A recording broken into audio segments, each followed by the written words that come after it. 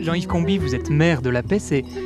Comment arriver à concilier ce développement touristique de montagne avec la préservation de la nature, avec la préservation de l'environnement et du patrimoine? Oui, j'ose espérer que tout ça n'est pas incompatible. Et je suis même certain du contraire. C'est-à-dire qu'il n'y a pas d'alternative. Il faut y parvenir. On a tendance à sectoriser l'agriculture, l'élevage, l'environnement, le tourisme. Toutes ces activités peuvent marcher côte à condition qu'elles marchent côte à côte, c'est-à-dire qu'elles soient interdépendantes.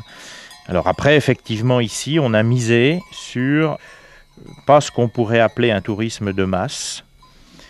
C'est lié aussi à la personnalité des gens d'ici ou des gens qui viennent s'installer ici. Est-ce que ce n'est pas trop rude, justement, d'arriver de l'extérieur et de se plonger, de vivre et de baigner au quotidien dans ce Haut-Jura, lorsqu'on ne connaît pas et lorsqu'on n'est pas né ici? Non, pour prendre l'exemple de Jeanne, qui est avec nous là, elle est née à Marseille, elle a vécu 12 ans à Marseille, elle a vécu 8 ans en région parisienne, et maintenant ça fait plus de 20 ans qu'elle est avec moi dans le Jura, donc finalement tout est possible. Je vais lui poser la question. Jeanne, est-ce que vous changeriez d'endroit? Ah non, vraiment pas pour l'instant. Plus ça va, plus je m'acclimate à ce climat un peu particulier, très chaud l'été, très froid l'hiver. Certaines personnes d'ailleurs nous demandent si la neige fond, ce que devient la neige. Et c'est vrai que le printemps, c'est vraiment, c'est magique, quoi, c'est magique. Et c'est l'automne alors?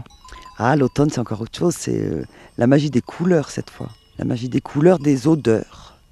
Les odeurs d'automne, les feuilles qui tombent, les champignons qui poussent, puis un peu plus d'humidité peut-être, qui font ressortir toutes les odeurs, quoi.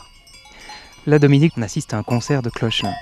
Oui, effectivement, donc c'est très agréable d'avoir ces bêtes autour de nous dont les sonnailles et les cloches teintent dans la nature, comme ça, c'est vraiment fabuleux.